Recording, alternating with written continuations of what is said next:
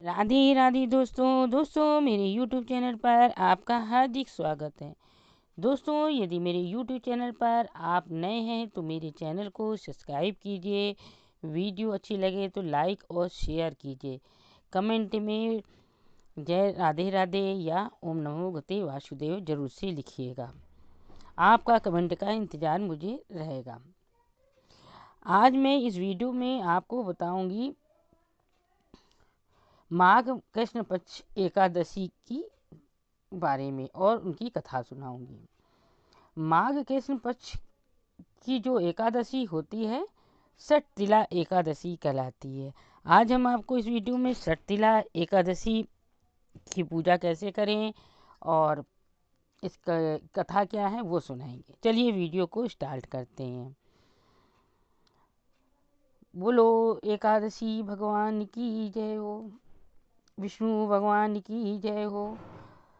षटतिला एकादशी माघ कृष्ण पक्ष।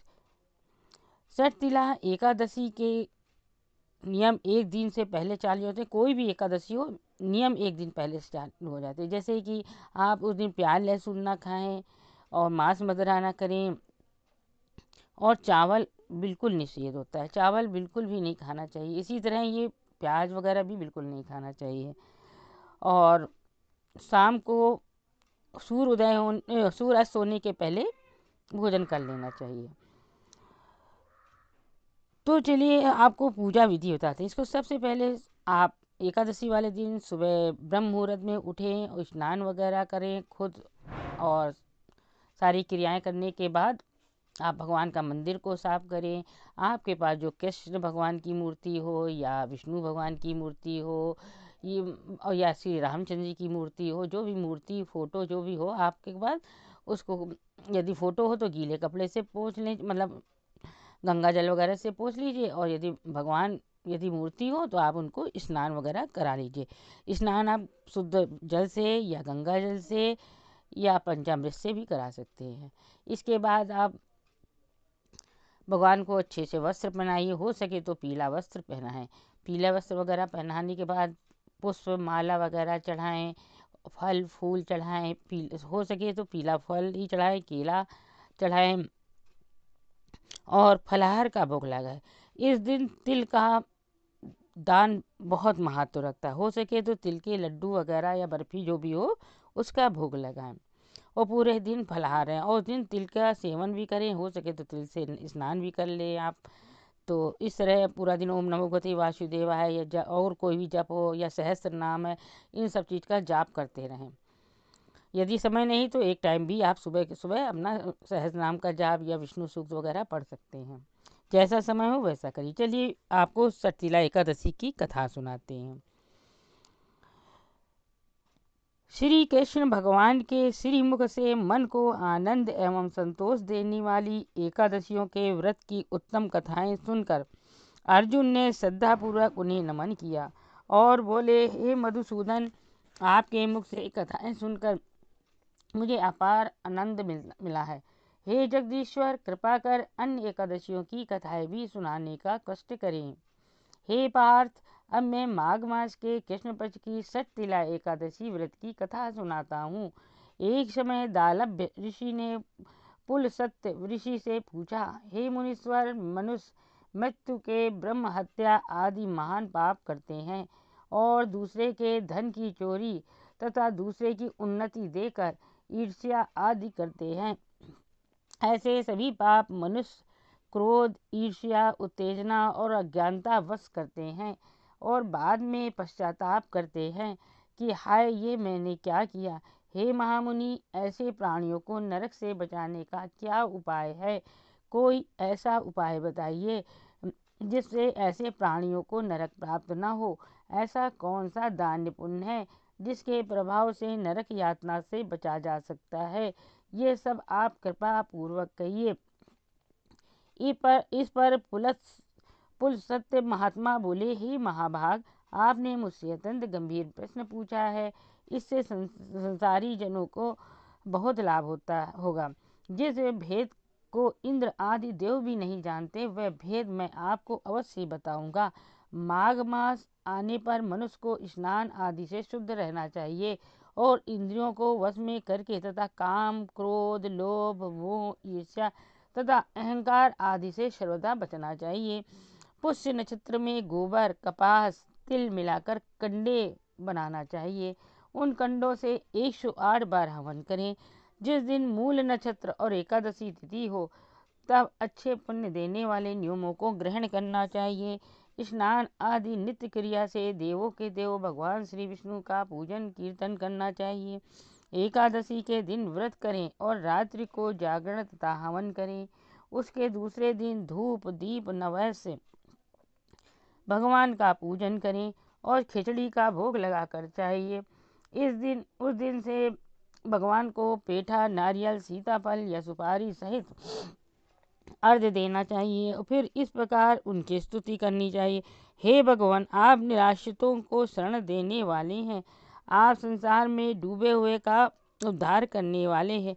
हे पुंडरीकाक्ष, हे कमल नेत्रधारी, हे विश्वविधाता, हे शुभ्रण्यम, आप लक्ष्मी जी सहित मेरे इस तुच्छ अर्घ्य को स्वीकार कीजिए। इसके पश्चात ब्राह्मण को जल से भरा कुंभ तिल दान करना चाहिए। यदि संभव हो तो ब्राह्मण को गौ और तिल दान देना चाहिए। इस प्रकार मनुष्य जितने तिल दान करता है वह उतने ही सहस्त्र वर्ष स्वर्ग में निवास करता है। तिल स्नान, तिल का उपटन, तिलोदक, तिल का हवन, तिल का भोजन, तिल का दान, इस प्रकार 6 रूपों में तिलों का प्रयोग सतिला एकादशी कहलाती है। इससे अनेक प्रकार के पाप दूर हो जाते हैं। ऐसा कहकर पुलस्त्य ऋषि बोले, अब मैं एकादशी का कथा कहता हूँ। एक दिन नारद ऋषि ने भगवान से षटतिला एकादशी के संबंध में पूछा। वे बोले, हे भगवान, आपको नमस्कार है। षटतिला एकादशी के व्रत का पुण्य क्या है, उनकी क्या कथा है, सो कृपा कर कहिए। नारद की विनती सुनकर श्री विष्णु भगवान बोले, हे नारद, मैं तुमसे आंखों देखी सत्य घटना कहता हूँ, ध्यान पूर्वक सुनो। प्राचीन काल में मृत्युलोक में एक ब्राह्मणी रहती थी।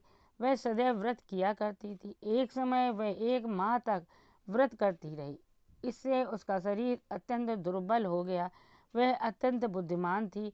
फिर उसने कभी भी देवताओं तथा ब्राह्मणों के निमित्त अन्न आदि का दान नहीं किया। मैंने सोचा कि इस ब्राह्मणी ने व्रत आदि से अपना शरीर तो शुद्ध कर लिया है और इसको और विष्णु लोक भी प्राप्त हो जाएगा, परंतु इसने कभी अन्न दान नहीं किया है। अन्न के बिना प्राणी की तृप्ति होना कठिन है। ऐसा सोचकर मैं मृत्यु लोक में गया। उस ब्राह्मणी से अन्न की भिक्षा मांगी। वह ब्राह्मणी बोली, हे महाराज, आप यहाँ इसलिए आए हैं? मैंने कहा, मुझे भिक्षा चाहिए। इस पर उसने मुझे एक मिट्टी का पिंड दे दिया। मैं उसे लेकर स्वर्ग लौट आया। कुछ समय बीतने पर वह ब्राह्मणी भी शरीर त्याग कर स्वर्ग आई। मिट्टी के पिंड के प्रभाव से उस जगह एक आम वृक्ष सहित ग्रह मिला, परंतु उसने ग्रह को अन्य वस्तुओं से शून्य पाया। वह घबराई हुई मेरे पास आई और बोली, हे राजन, मैंने अनेकों व्रत आदि से आपकी पूजा की है, परंतु फिर भी मेरा घर वस्तुओं से रहित इसका क्या कारण है? मैंने कहा, तुम अपने ग्रह को जाओ और जब देव स्त्रियां तुम्हें देखने आए तब तुम उनसे षटतिला एकादशी व्रत का महात्म्य और विधि पूछना। तब तक वह तुम्हें न बताए तब तक द्वार न खोलना।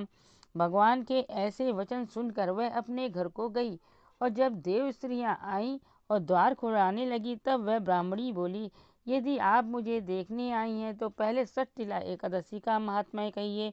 उनमें से एक देव स्त्री बोली, यदि तुम्हारी यही इच्छा है तो सुनो, मैं तुम्हें एकादशी व्रत और उसका महात्म्य विधि सहित कहती हूँ। जब उसने षटतिला एकादशी का महात्म्य सुना दिया तब उस ब्राह्मणी ने द्वार खोला। देव स्त्रियां ने सब स्त्रियों से अलग पाया। उस ब्राह्मणी ने भी देव स्त्रियों के कहे अनुसार षटतिला का व्रत किया और इसके प्रभाव से उनका ग्रह धन्य धान्य से भरपूर हो गया। अतः हे अर्जुन, मनुष्यों को मूर्खता त्याग कर षटतिला एकादशी का व्रत करना चाहिए। इससे मनुष्यों को जन्म जन्म की आरोग्यता प्राप्त हो जाती है।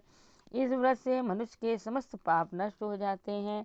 इस व्रत से जहाँ हमें शारीरिक शुद्धि और आरोग्यता प्राप्त होती है, वहीं अन्न तिल आदि दान करने से धन धान में वृद्धि होती है। इससे यह भी ज्ञात होता है कि प्राणी जो जो और जैसा दान करता है, शरीर त्यागने के बाद उसे वैसा ही प्राप्त होता है। अतः धार्मिक कृत्यों के साथ साथ हमें दान आदि अवश्य करना चाहिए। शास्त्रों में वर्णन है कि बिना दान आदि के कोई भी धार्मिक कार्य संपन्न नहीं माना जाता है। ये थी षटतिला एकादशी का व्रत। षटतिला एकादशी का व्रत 25 फरवरी को है, 25 जनवरी को है। वीडियो आपको अच्छी लगे तो लाइक और शेयर कीजिएगा। कमेंट में राधे राधे या ओम नमो भगवते वासुदेव जरूर से लिखिएगा। आपके कमेंट का इंतजार रहेगा। चलिए अगली वीडियो मिलते हैं। राधे राधे।